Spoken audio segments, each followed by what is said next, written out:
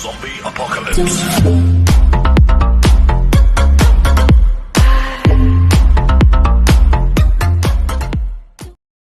Bronfenbrenner came up with a simple yet useful paradigm showing the different factors that exert influence on an individual's development.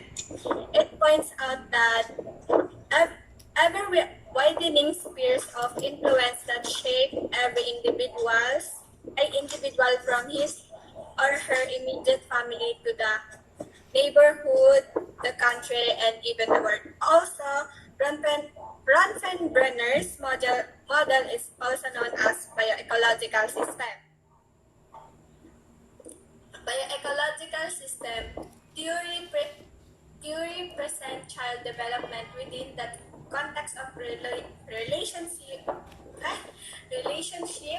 system that comprise the child's environment. It describes multi-part layers of environment that has an effect on the development of the child. Each layer is further made up of different structure. So, alam naman po na sinasabi dito na ang development ng isang bata ay maaaring maapektuhan ng kanyang environment, yung iba pang aspekto sa paligid ng isang bata. For example na lang po dito yung lumaki ka sa isang squatter area. Alam naman po natin na yung squatter area ay puros mga basagulero yung nakatira. Hoy, Miss Fernandez, hindi lahat hindi lahat. Hindi naman po nila lahat ko, sir. Yung iba lang po. So, yung iba, okay. Nalimutan. Yung iba, basagulero, tapos, may mga adik, tapos yung mga tao doon ay puro nagmumura, yun po. So, bioecological is child's own bioecological makeup impacts as a key factor in one's development. So, ito po yung mga peer group ng nakapaligid sa bata. Yun. As a child develops, other aspects can have conflicts or problems. So, in order to study a child's development, we must look not only the child and her immediate environment, but also at the interaction of the large environment as well. So, dito po ay alam naman natin na isang bata o bawat bata ay nade-develop, pero pwede din itong magkaroon ng conflict sa development nila. Na isang bata ay mas titingnan po natin yung development ng bata, yung bigger picture po ng development nila. So,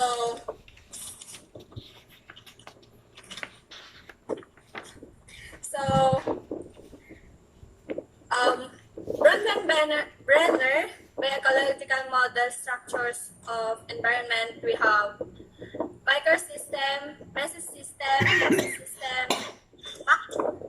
macrosystem, and chronosystem. Ito naman po ay madidiscuss ang mga structures na ito sa susunod pang slides. So, like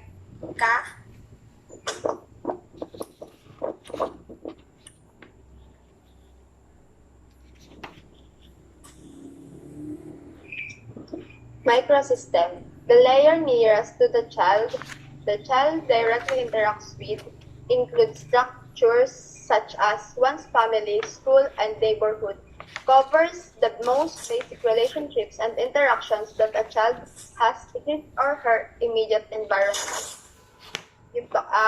When we say microsystem po, sila po yung personal relationship po ng child. Sila po yung parang responsible na sa kanila po nag-i-start yung development ng isang bata.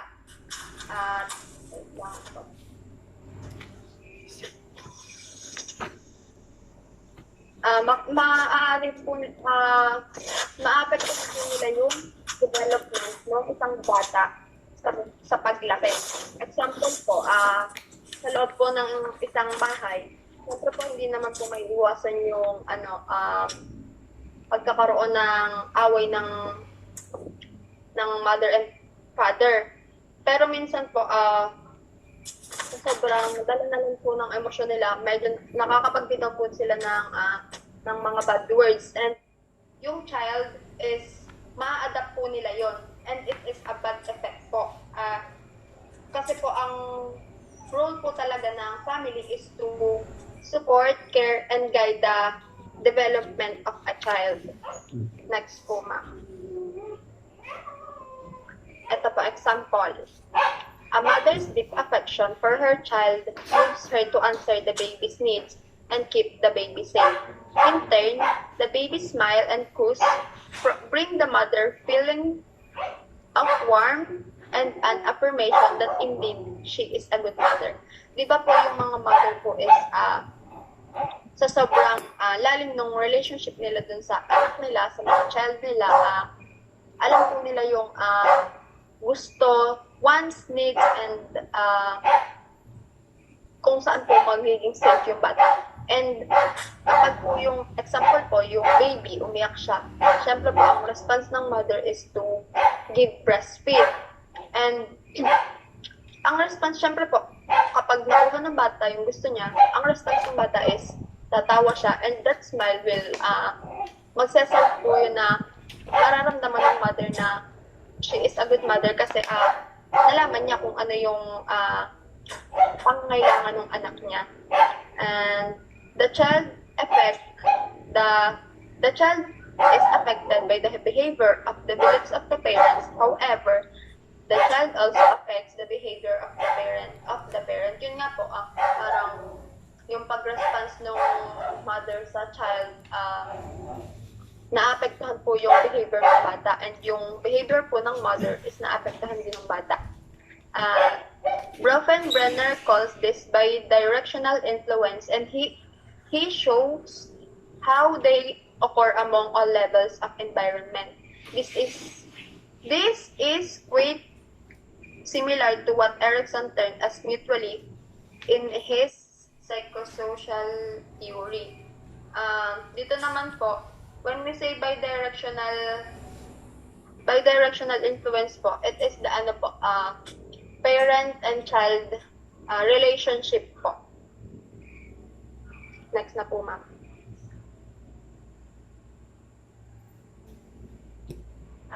Okay, next. Mesosystem, connected with the structures of the child's microsystem. For example, the link of interaction between the parents and teachers, or the parents and health services, or the health and church.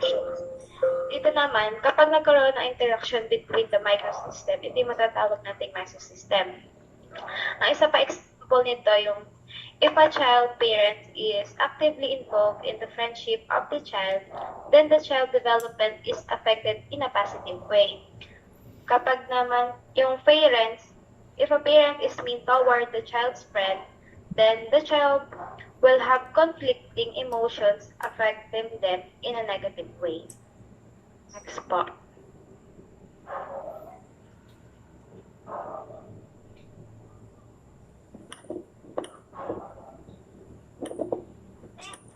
So, exosystem, bigger social system in which the child does not function directly. May influence the child development by somehow affecting some structure in the child's microsystem. Example. Okay, wait lang po yung example. So, alam naman natin na exosystem naman ay isang malaking system na hindi directly involved ang isang bata, pero meron pa rin siyang influence sa development growth nito. Like for example, mother works in a call center. That was seen in a big burger chain commercial where the mom and the children meet up at the fast food for breakfast just before the children go to school, and the mom going home from work in a call center. The child may not interact directly with what it is in ecosystem, but he is likely feel the positive or negative impact this system creates as interacts with the child's own system.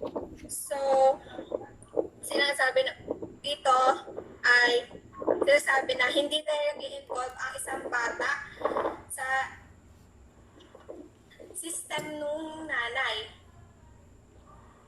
Tapos po, this is the environment that we cannot control.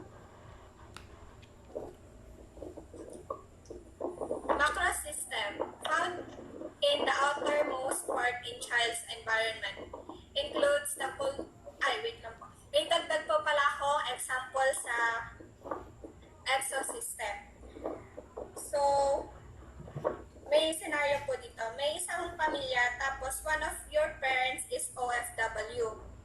Well, OFW. Wala itong connection sa atin or sa isang bata pero nakaka-apekto ito sa bata at dun sa development ng child. Pag wala ang isang parents natin or both of our parents ay may iba ang development natin compared to the other child that has both parents in their side. Yun po. So, macro system found in the outermost part in the child's environment includes the culture, values, customs, and laws. The belief system, narinig po ba ako? Narinig po, ma'am. Kala ko hindi. Thank you po. The belief system contained in one's macro system permeates all the interaction in the other layer and reaches the individual. So, ang macro system ay pinakalabas na or external factor na makakapekto sa development ng isang bata. For example, yung culture, kaugalian, mga kasanayan at mga batas na posibleng makapekto sa bata. So, ang magiging paniniwala ay posibleng makapekto sa iba't ibang layers at kakaabot sa individual. For example, in Western countries like US, most of young people are expected to be more independent by the time they enter teenage years. While Asian countries like ours, parents are expected to support or at least want to support their child for a longer period of time. It is not uncommon to see even married children still living with their parents in China and also in China and also other parts of the world, sons are more valuable than daughters. This may pose challenge for girls as they grow up because of difference in beliefs and customs. Children from different parts of the world experience different child rearing practices and therefore differences individuals' development as well. So, sinasabi dito na ang US ay mas independent ang US ay mga teenage pa lang, independent na sila sa bansa nila. While the Philippines kasi, na alam naman natin na hanggang ngayon, kahit may mga asawa na nakatira pa rin sa ating mga magulang, kumbaga sila pa rin yung sumusuporta sa atin. So another example of this, ay wala na pala. So, trees.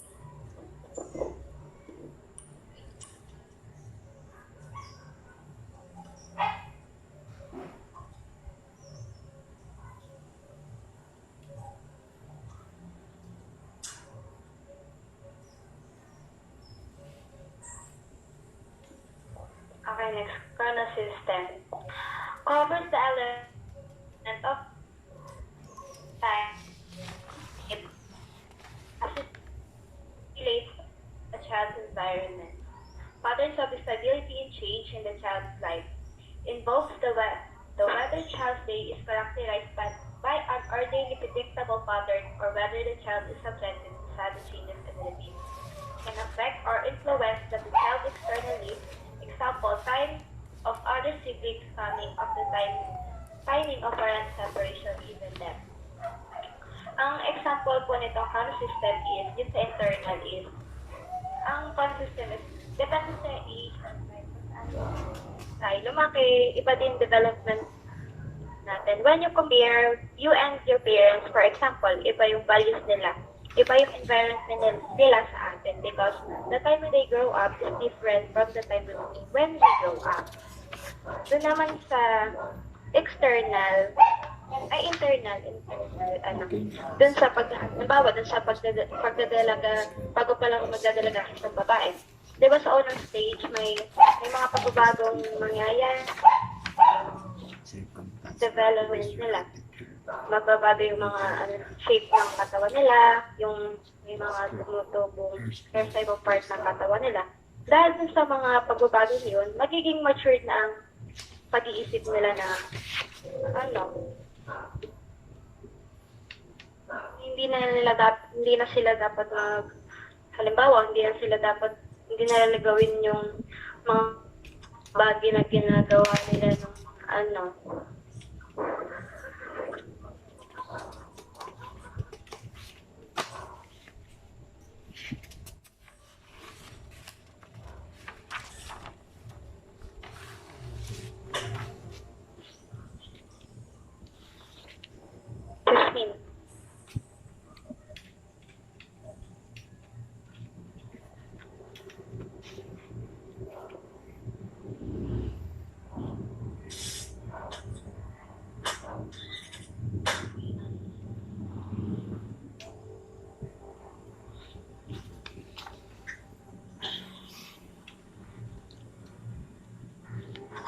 Laika.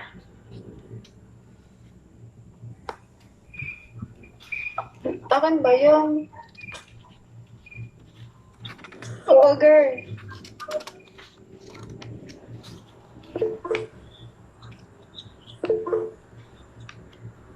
Yes, Mr. Belda. Sir, napansin ko lang yung pong title nila dito po sa particular slide na to. No longer nature versus nature, but nurturing nature. Yung po ba ay nature versus nature? Nature versus nurture. Yeah. Okay po.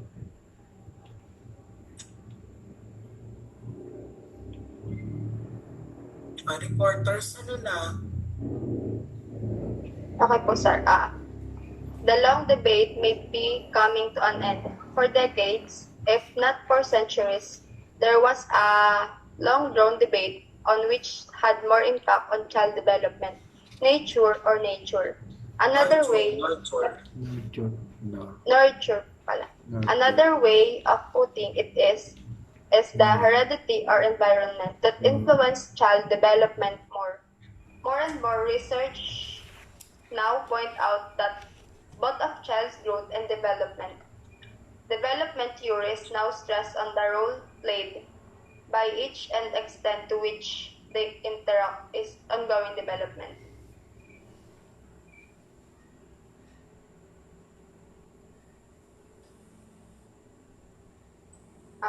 Dito po, sir, yung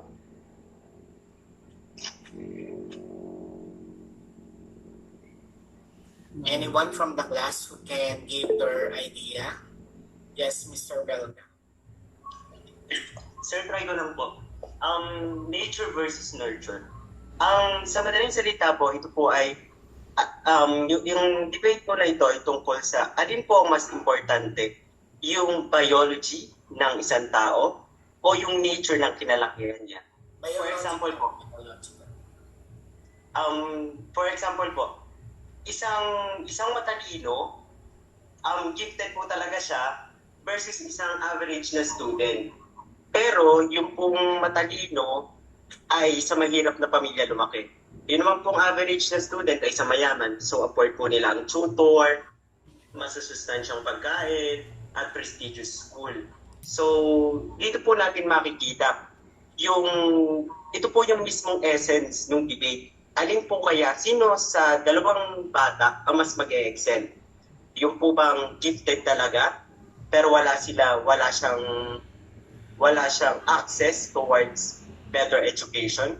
O yung pong bata na average lang siya, pero meron naman siyang access? Dito po sa theory na to ay yung pong kay Bronfenbrenner, ang sinasabi niya po dito naman ay hindi na magkalaban ang nature at nurture, but nurturing nature na. So, ang point niya po dito ay ang nature at nurture ay nagtutulungan sa pagdevelop ng isang bata. So, wala pong mas importante, hindi yung heredity, hindi yung environment, but kumbaga po yung mutual agreement sila. Yun lang po. Okay, that's correct. Very good, Mr. Belda. So it's nurturing the nurture. So nature and nurture coexist with one another, meaning to say, kung halimbawa average lang yung bata, that is the biological yun yung namana niyang level of intelligence, that is the nature. So kung if that is only average, dapat yung nurture o yung environment yung mag-provide para mas ma-improve yung cognitive or yung development ng isang bata. That's why the debate between nature, which is more important, is it the nature or the nurture? So dapat wala na ganun. So it should be nurturing the nature or helping what is within the student through the environment. Okay, proceed.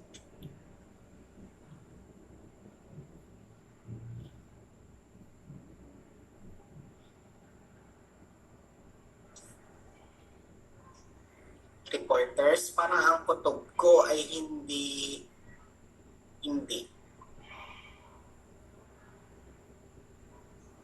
niya naayos. Bronfenbrenner. So sorry po.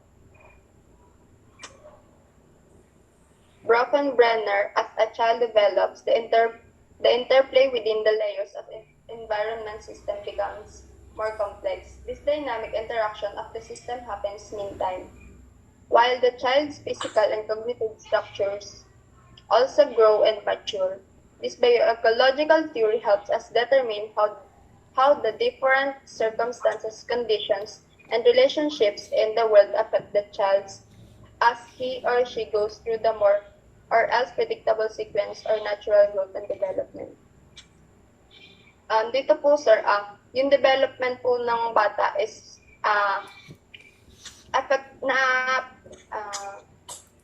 naapektuhan po ng environment kasi po they experience different conditions na bago pa lang po sa kanila, and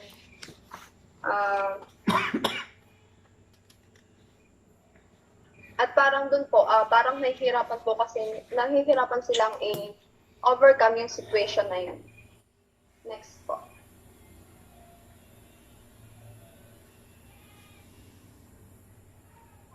The role of schools and teachers. Bronfenbrenner co-founded Head Start, the publicly funded early childhood program in the US. He concluded that the instability and unpredictability of family life is the most destructive force to a child's development. Researches tell us the absence of lack of children's constant mutual interaction with the important adults has negative effect on their development. According to the bioecological theory, if the relationships in the immediate microsystem break down, the child will not have the tools to explore other parts of his environment. Children looking for the affirmation that should be present in the child or parent relationship look for attention in appropriate places. These deficiencies show themselves especially in adolescents, as antisocial behavior, lack of self-discipline, and inability to provide self-production. Sir, dito po, sinasabi po na yung example po sa family po, yung parents po is nag-divorce po.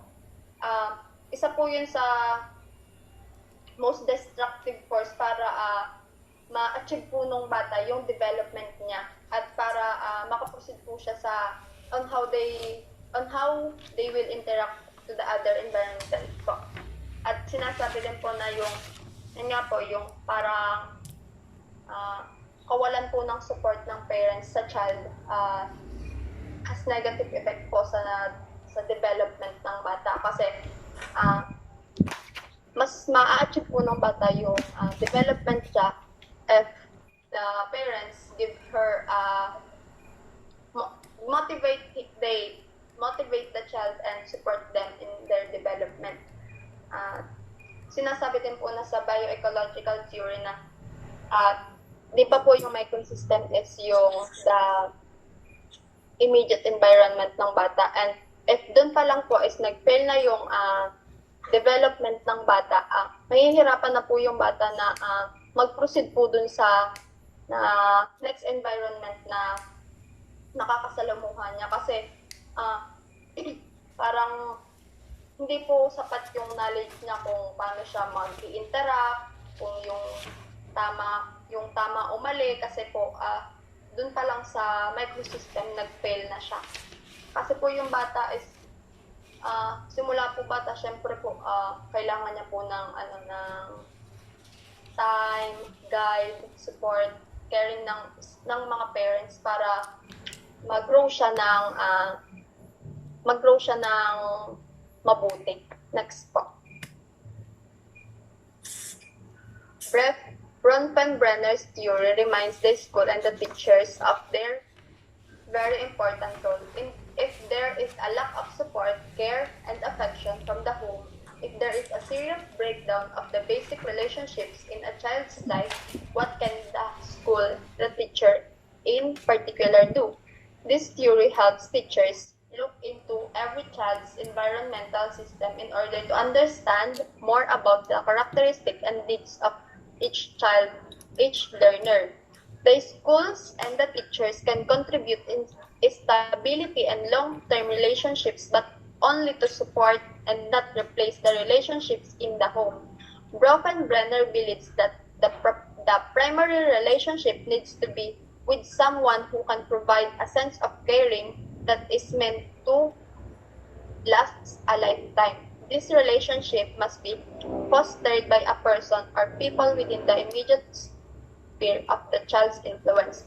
Dito naman po sinasabi na alam naman po natin lahat na yung school and teachers po is very important po yung role niya sa pag-grow po natin. Kasi marami din po tayong matututunan sa kanila, and sabi din dito na kapag po sa bahay po is parang kulang po yung atensyon na nakukuha natin, yung guide, yung mga tamang asal, yung tama at mali. Pag kulang po yun sa bahay, yung teacher po is, andyan po yung teacher para i-support or para punan po yung pagkukulang na dapat na kailangan ng isang bata. Example po, halimbawa po sa isang classroom, yung bata is katulad nga po ng isang example dati na yung bata is parang yung minumura niya yung teacher.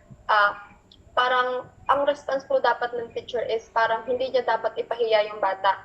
Ang need niya pong gawin, ang kailangan pong gawin ng teacher is parang kausapin yung bata at alamin yung environment ng bata, kung ano yung ano ba talaga yung environment ng bata, kung bakit siya ganon, para malaman ng teacher kung ano yung kaya pala ganito yung bata kasi kulang siya sa ganito. And syempre as a teacher, ikaw yung magbibigay ng pangangailangan ng bata na kulang siya sa guide, love, care. Parang ikaw ang mag-give nun.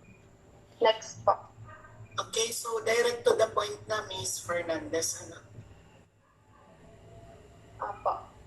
Schools and teachers' crucial role is not to replace the lack in the home, if such exists, but to work so that the school becomes an environment that welcomes the nurtures families. Bronfenbrenner also stressed that society should value work done on behalf of children at all levels, subsequently value parents, teachers, extended family, mentors, work supervisors, legislators. At yun nga po, tulad po ng sinabi ko kanina, yung school and teacher po is hindi niya po papalitan yung role ng mga parents. Andyan lang po sila para maging guide at mapunan yung needs ng bata. Kasi po minsan sa isang loob ng bahay, minsan po yung parents parang hindi na po nila natutuunan ng pansin yung bata. Parang hindi nila nabibigyan ng panahon para i-guide. At yun nga po, yung teacher po as a important role po sa buhay ng isang tao, andyan po sila para maging support sa isang bata. Yun po, sir. Thank you po. Okay, so any question, class? So again, what